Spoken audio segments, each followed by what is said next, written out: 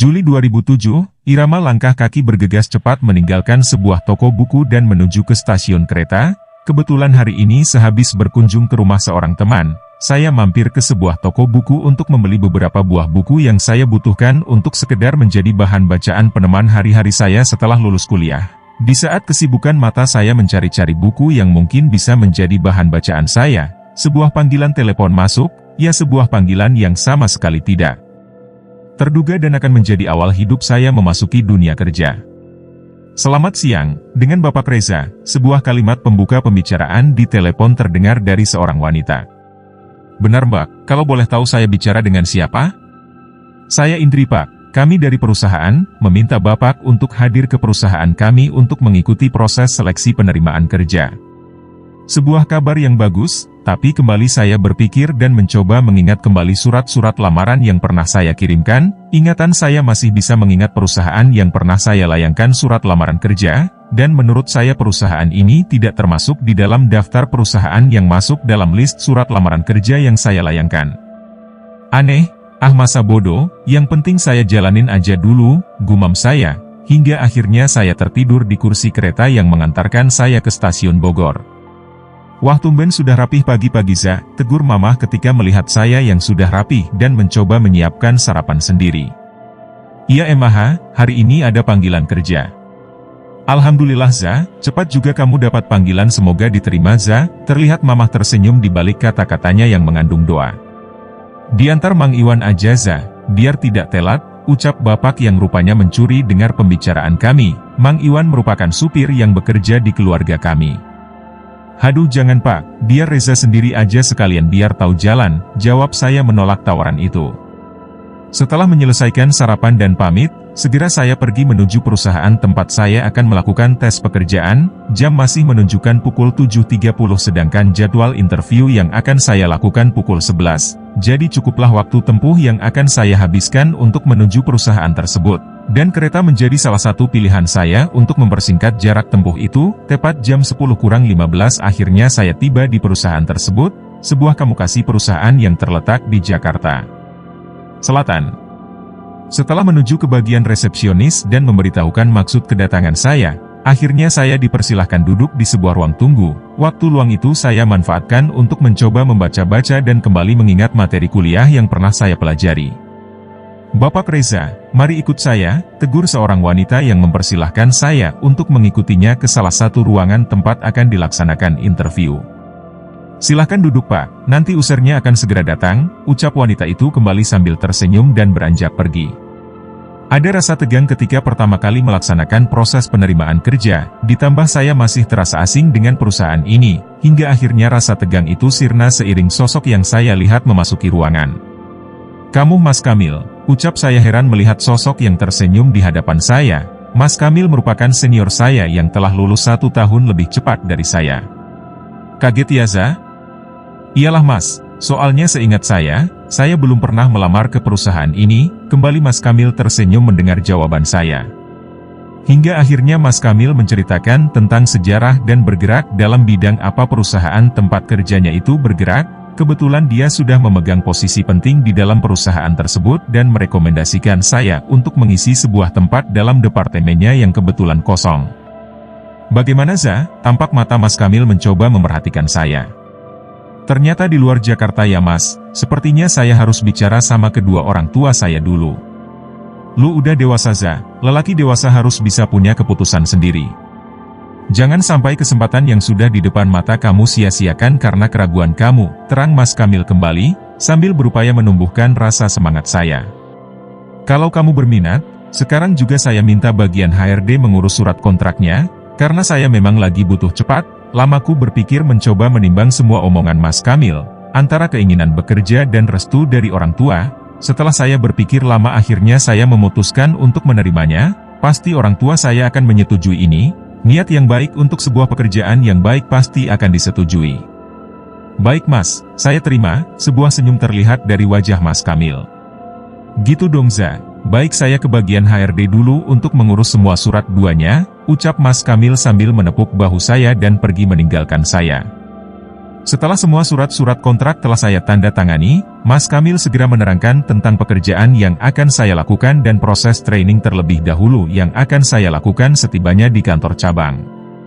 Kamu di training dulu selama seminggu Za, tenang aja saya yakin kamu bisa, ucap Mas Kamil antusias. Insya Allah Mas, jadi kapan saya berangkat? Seminggu dari sekarang Za, kamu persiapin dah semuanya, jangan lupa izin sama orang tua kamu.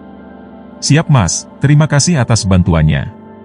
Dan akhirnya saya meninggalkan perusahaan tersebut dengan langkah kemenangan, seperti layaknya orang yang pulang dari pertempuran, saya diterima kerja dan saya akan memberitahukan kabar gembira ini kepada orang tua saya dan tidak lupa kepada Wulan yang telah menjadi pacar saya selama kuliah.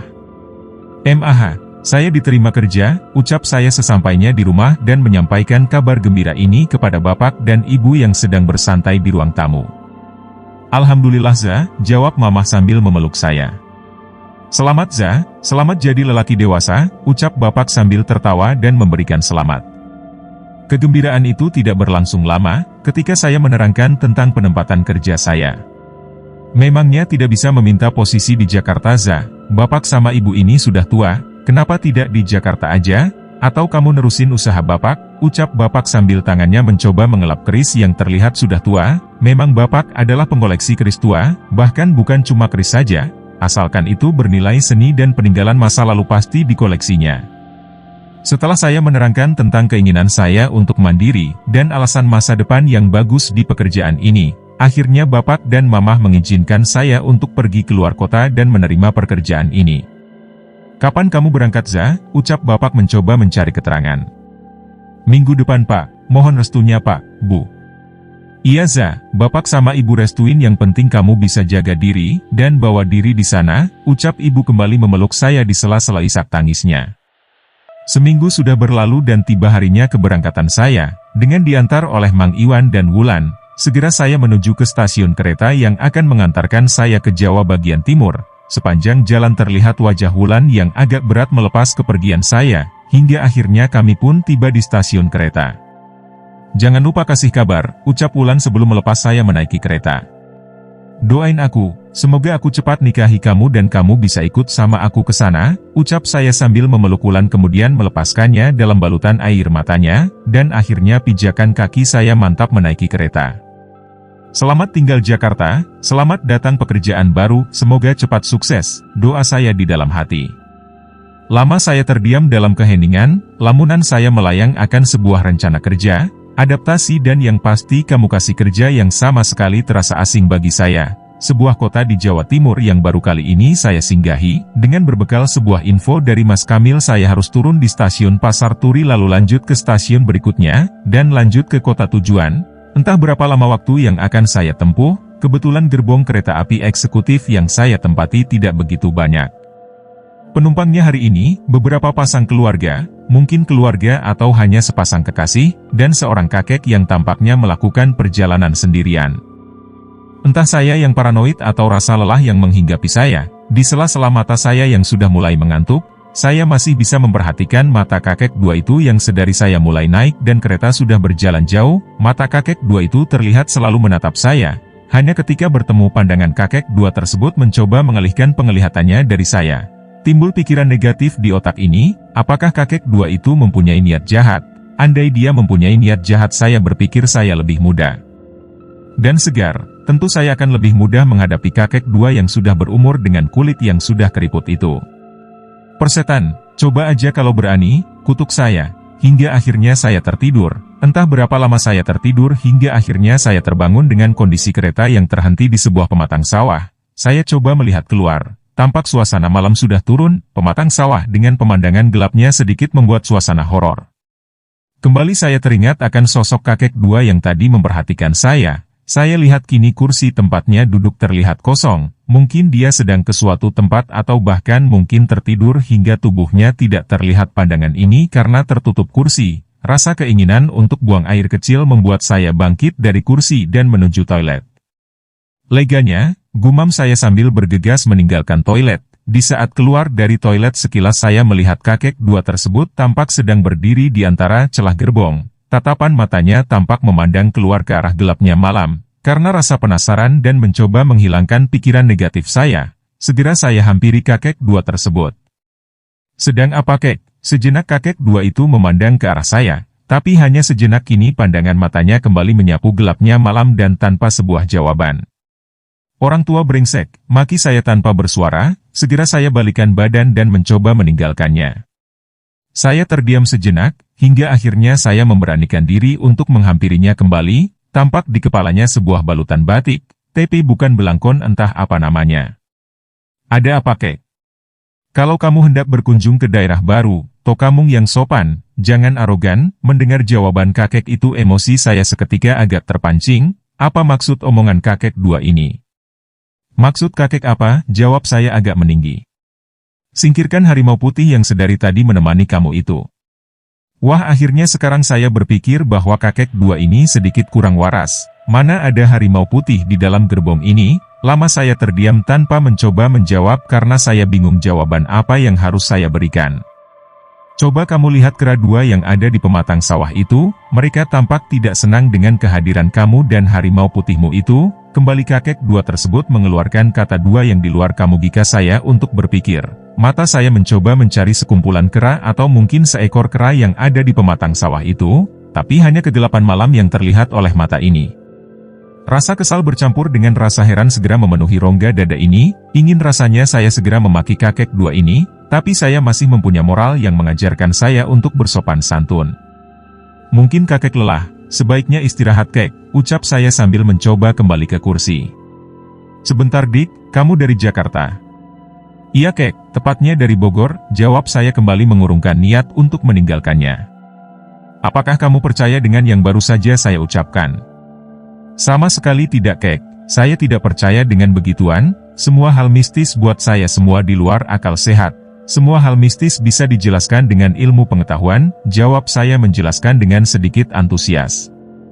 "Gimana mau maju Indonesia kalau masih saja percaya dengan hal dua klinik seperti itu?" "Jangan takabur, Dik," ucap kakek tersebut dengan tatapan tajamnya. "Percayalah, aku sekarang melihat seorang wanita berbaju putih tua, bajunya tampak sobek dua dengan rambut terurai sedang menangis di ujung gerbong sana. Dia sedang menatap ke arah kita, tepatnya ke arah kamu, tapi tampaknya dia juga takut dengan harimau yang kamu bawa itu." "Maksud kakek?" tanya saya dengan rasa heran seiring dengan hembusan angin yang berhembus menerpa saya. Mendadak bulu kuduk saya berdiri mendengar ucapan kakek tua ini, mata saya mencoba menatap gerbong yang berlawanan dengan tempat saya berdiri, dan kembali saya tidak melihat sosok yang disebutkan kakek dua tua tersebut. "Sepertinya dia terkena air kencing kamu, sebaiknya kamu berdoa sebelum buang air kecil." Terlihat mulut kakek dua tersebut komat-kamit seperti merapal sebuah mantra atau sebuah doa. Orang gila, pikir saya melihat tingkah laku kakek dua ini. Dia sudah pergi dan memaafkan atas ketidaktahuan kamu, lain kali berdoa dulu. Dan akhirnya saya berpikir sebelum emosi saya meledak dan memaki kakek dua ini, sebaiknya saya akhiri pembicaraan konyol ini. "Sudah, Kek, saya mau istirahat, terima kasih atas cerita horor dan konyolnya itu," ucap saya sambil tersenyum dan meninggalkan kakek dua tua tersebut. Segera saya duduk tanpa mencoba memikirkan omongan kakek tua tersebut, dasar sinting. Di saat saya sudah terduduk dan mencoba membaca buku yang sengaja saya bawa sebagai teman dalam perjalanan ini, kembali kakek tua itu menghampiri saya dan mengucapkan sesuatu sebelum akhirnya dia beranjak pergi ke kursinya. "Buang harimau kamu itu, jangan menantang dengan apa yang tidak pernah kamu bayangkan. Sebuah kejadian akan merubah cara berpikir kamu." "Sialan, tuh kakek nyumpahin saya," gerutu saya begitu melihat kakek tua tersebut berlalu dan duduk di kursinya. Hingga akhirnya setelah 10 atau 13 jam perjalanan saya tiba di stasiun kereta yang dimaksud, tampak seseorang telah menanti saya di sana. "Perkenalkan, saya Imron, saya driver kantor yang ditugaskan menjemput Bapak. Tadi Bapak Kamil nelp dari Jakarta, sebaiknya Bapak langsung menuju mes baru besok ke kantor." "Oh gitu Pak, perkenalkan saya Reza." Dan akhirnya mobil pun melaju meninggalkan stasiun dan menuju mes yang dimaksud. Suasana yang sepi tampak terlihat, rimbunan pohon jati yang tampak tumbuh besar di pinggir jalan seakan menyambut kedatangan saya, hingga akhirnya saya tiba di sebuah rumah yang tampak tua. Berdasarkan penglihatan saya bisa dikatakan mungkin mes ini merupakan rumah tua peninggalan zaman Belanda. "Mari masuk Pak, saya antar ke dalam," ucap Imron sambil bergegas membawa koper yang saya bawa. Assalamualaikum, terlihat Imron mengetuk pintu hingga terlihat seseorang menjawab salam dan membukakan pintu. Pak Indra, perkenalkan ini Pak Reza, pegawai baru yang akan tinggal di sini, ucap Imron sambil masuk ke dalam rumah dan memasukkan tas saya ke dalam kamar. Panggil Indra aja, tampaknya kita seumuran, sapa Indra sambil menyodorkan tangannya. Saya Reza, jawab saya menyambut sodoran tangannya. Segera Indra mengajak saya ke dalam rumah dan kembali seseorang menyambut kedatangan saya. Tampaknya dia baru selesai menunaikan sholat.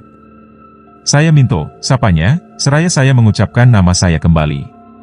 Sebenarnya ada lagi yang mau kenalan, namanya Mas Dikin. Dia penjaga kebersihan mes ini, bisa disebut op mes lah.